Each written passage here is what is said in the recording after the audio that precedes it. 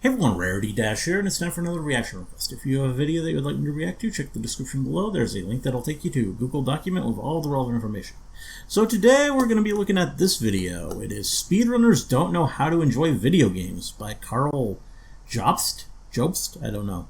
And from that title, I don't know if I necessarily agree. I'm going to refrain from giving my thoughts too much at the start here, just so I can hear his arguments.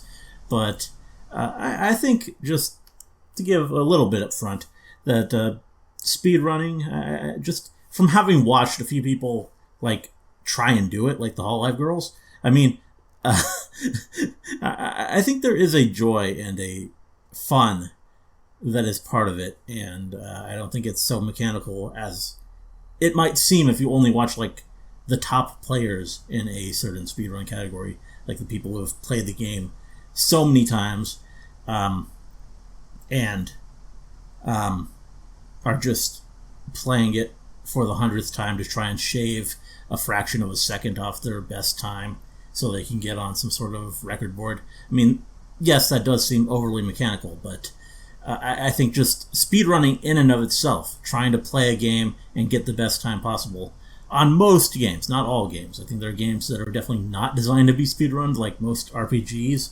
Like that, I think that definitely does kind of, it is kind of the antithesis to how certain games like that are designed.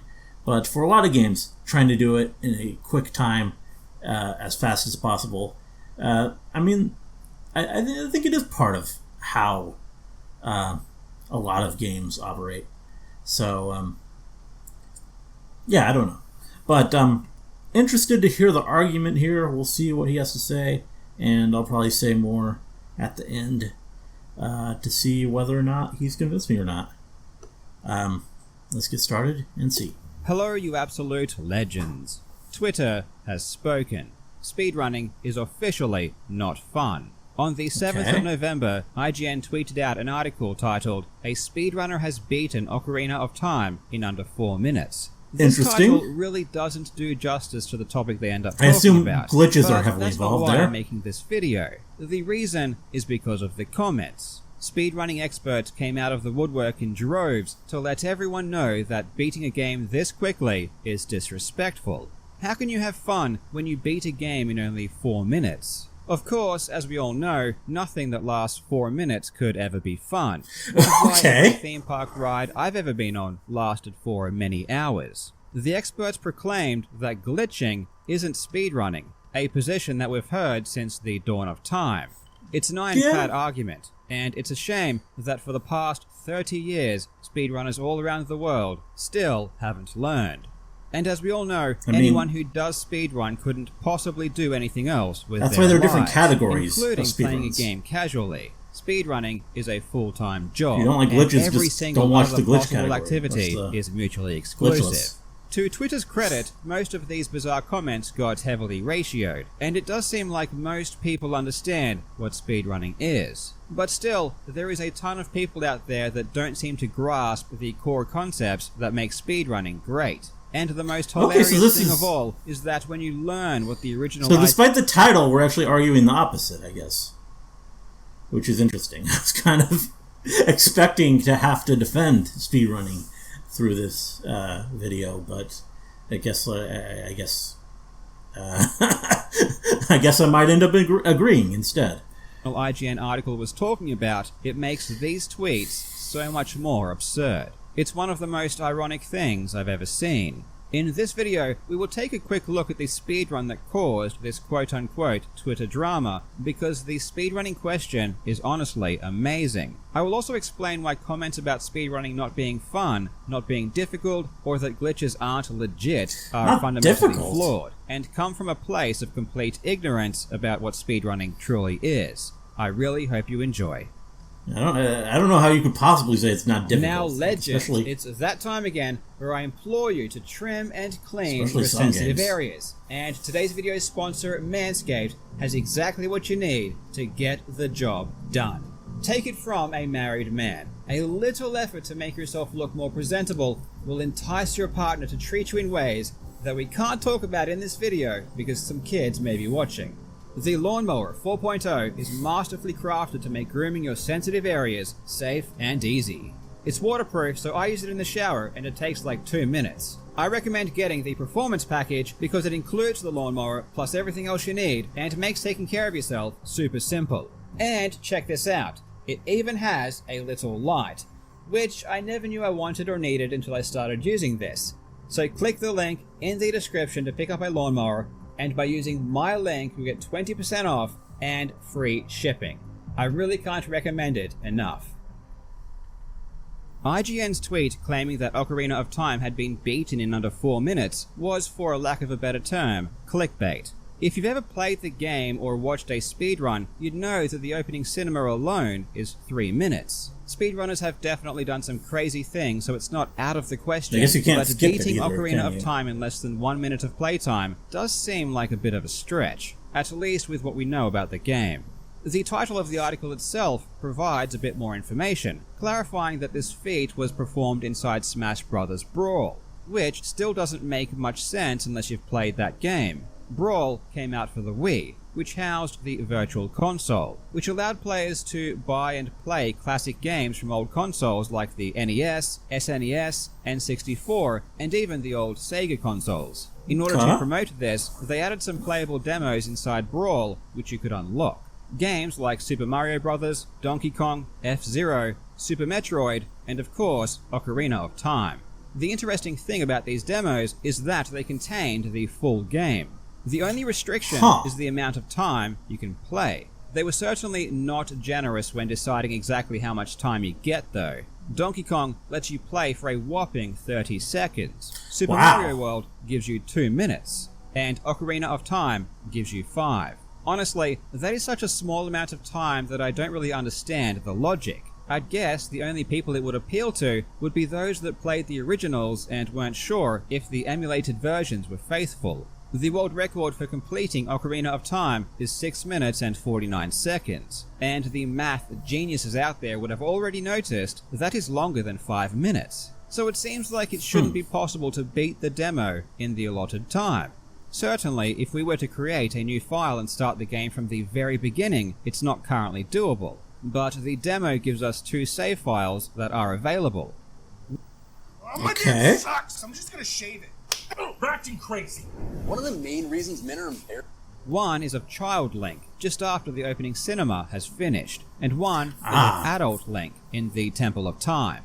If we take away the opening cinema time from the world record, that gives us a playtime of just over 3 minutes, which immediately makes me think the demo should be beatable if it skips the opening cinema. Unfortunately, this doesn't work in practice, because in order to execute the world record strategy, you need to input very specific characters into the name of the save file. The save files given have already been named, so they don't work. If you create a new save file with the correct name, you have to watch the entire opening cinema. So young Link was a lost cause. Adult Link, on the other hand, gives us more options, especially given he comes equipped with multiple items. Ocarina of Time speedrunners have done some incredible things over the years, and at this point they essentially perform magic. I don't know if it's because Ocarina of Time speedrunners are just built differently, or if the game is particularly broken, but the way they manipulate things is crazy. Probably a little bit of both. In the last few years especially, we've seen the game blow wide open with the perfection of stale reference manipulation and arbitrary code execution. In 2019, the world record was just shy of 16 minutes, and now it's under 7. We've come a long way in the past 2 years. The prospect of beating the Brawl demo had been considered for a long time, but only recently, with all of the newer developments, had it been a realistic goal. And in August of 2021, the speedrunner save state became the first to do so, with a time of 4 minutes and 38 seconds. The strategy used featured heavy game-breaking manipulation, as seen in the standard world record, and it warps straight into the end credits without beating Ganon. What was really cool though is that 2 days later they would beat the demo again, but this time do so by legitimately beating the final boss. I won't go deep into an explanation as to how this is even possible, as there has already been a fantastic video explaining everything you need to know by Lunatic J. It goes without saying though that a lot of advanced technical strategies were used which were crafted by people that are much smarter than me. Ultimately, the time got whittled down to 3:41, which is where it stands today. I absolutely adore this record, and it's not because I enjoy watching the glitches being performed, or that I think it would even be fun to do myself. I love it because of the ingenuity, the creativity, and the journeys of discovery that happened over the history of the game that allowed this to even be possible. We are talking about a demo of the game where the developers gave us 5 minutes of playtime. 5 minutes is nothing. It's almost insulting. No one in their right mind would even consider the possibility that you could do anything useful in this demo, let alone actually beat the game. What makes this great is the overcoming of an arbitrary restriction through intelligence and determination. And of course, it's just funny. The idea of being given a stupidly low amount of time and beating the entire game is purely hilarious. Beating the Brawl demo was never about serious competition, or an attempt to brag about how quickly you can play through the game. It's technically not even a real speedrun, as they aren't starting from the beginning of the game. It's an exhibition of the incredible knowledge that speedrunners have amassed over 20 years of being obsessed with this game. It's a demonstration of the result of years of hard work and passion. And as someone who played Ocarina of Time when I was younger, and consider it one of the greatest games ever made, I love learning about what speedrunners discover as it breathes fresh life into a game that is now decades old. Trust me, no one is more passionate about games they play than speedrunners, which brings us back to Twitter and some of the hilarious responses we saw to this speedrun. To be fair, IGN's clickbait tweet did give people the wrong impression, but given that the actual world record for Ocarina of Time is admittedly not much longer, the responses still apply. It is really ironic though that many people complained about these speedrunners not taking their time and enjoying the game when they are literally given only 5 minutes to play. So the awesome truth is that speedrunners have learned to do more in that 5 minutes than the people complaining ever could. But let's put that aside for a moment, because this sentiment that playing through a game quickly isn't fun isn't isolated to Zelda speedruns. These comments arise all the time whenever a heavily glitched speedrun is shown. In my opinion, this comes down to a fundamental misunderstanding about what drives people to play these kinds of speedruns, and what they represent. I can assure you that almost every single speedrunner at the top level has devoted more time casually playing the games they speedrun than anyone who would ever criticize them. I can use myself as an example with GoldenEye. I spent years playing the game for fun when I was younger, and even as an adult. I spent countless hours playing multiplayer or going through each level over and over with various cheats. I searched for every secret, every guard, every item, investigated every inch of every map. I even wrote guides on GameFAQs. I love GoldenEye, I always have. It's a game that I will cherish forever. When I discovered speedrunning back in 1999, I had already exhausted literally everything you can conceivably do in the game through casual play. But this new idea, this new concept of setting goals and learning strategies and advancing my skills to achieve quicker times gave a new depth to the game that otherwise didn't exist. And at its heart, that's what speedrunning is. It's a way for people who love a particular game to extend its life, to give it a meaning and find a way to continue that passion and share it with a community that feels the same way. People who complain about glitched speedruns tend not to understand that 1. These people have played the game casually far more than you ever have. 2. They love the game far more than you ever did. And 3. Their discoveries and efforts amplify the game's legacy far more than you ever could. Some people also seem to misinterpret what the point of speedrunning is. At the end of the day, it's a competition. When someone glitches through a game quickly, the point isn't to show off and prove to the world just how amazing they are. The point is to do it quicker than someone else. Many people believe that glitches are easy, and therefore that diminishes a speedrun. The truth is that glitches are generally more difficult than standard play. But even if they are easy, which let's be fair, many are, that doesn't change anything. A perfect analogy is the 100-meter sprint. At the Olympics, it's one of the most viewed and exciting events, and yet what the athletes are actually trying to do is extremely easy. I can run in a straight line for 100 meters, as could almost everyone watching. The 100-meter sprint at its core is not difficult at all. So why do people find it interesting? It's because the ease of the event is irrelevant. All that matters is how fast you can do it compared to everyone else. Usain Bolt's world record is not amazing because running is hard. It's amazing because no one can do it quite as fast as he did. And that is what speedrunning is all about. It's not about how hard or easy a strategy is, it's about trying to perform it faster than your competitors. This is extremely simplified though, because many strategies are legitimately difficult and deserve praise in of themselves. And it needs to be said that not everyone cares so deeply about the competition. Even something as simple as learning about speedrunning strategies allows anyone to enjoy a game just that little bit more. As new things are discovered, it allows us to spend more time with the games we love. If not for speedrunning, most of these classic games would be collecting dust and hardly ever spoken of. Even if I don't personally enjoy watching speedruns that are full of weird and wacky glitches, I still greatly appreciate the fact they were done. I am truly thankful that these devoted speedrunners are doing things that allow me to learn new interesting mechanics about the games that had such a big impact on my life. As always, thank you so much for watching, you legends. I hope you are having a fantastic day, and I will see you in the next video. Okay, well, yeah, I think I would agree for the most part. Like, I at the same time, I do feel like people are entitled to their opinion. Like, now I'm actually, to some extent, being the one defending people who are saying that. But, which is not what I expected to be doing. But, yeah, I can understand how the glitches are a bit weird for some people. Like, it doesn't feel like actually playing the game, even if it's hard to do the glitch. Like, personally, I mean, my favorite game to watch speedruns, the one that I've watched the most speedruns of, is Super Metroid, because it's one of my favorite games of all time. Really, one of the games that like made me love video games. And yeah, there are some glitches there that are really, really kind of take the fun of having to go through the game away a little bit. It's less fun to watch. And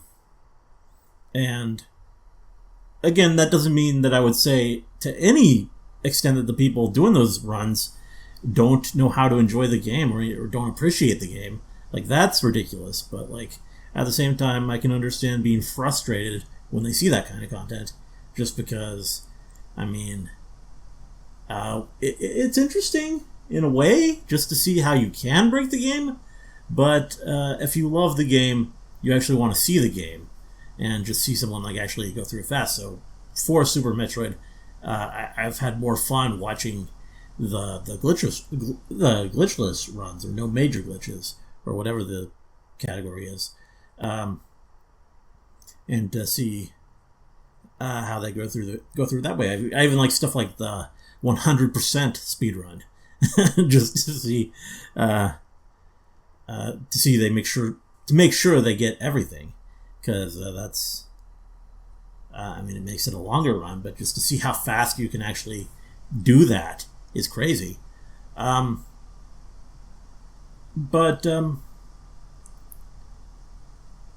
I mean, I can see why people look at something like a 4-minute run and say, like, oh no, that's not even playing the game. But at the same time, definitely, I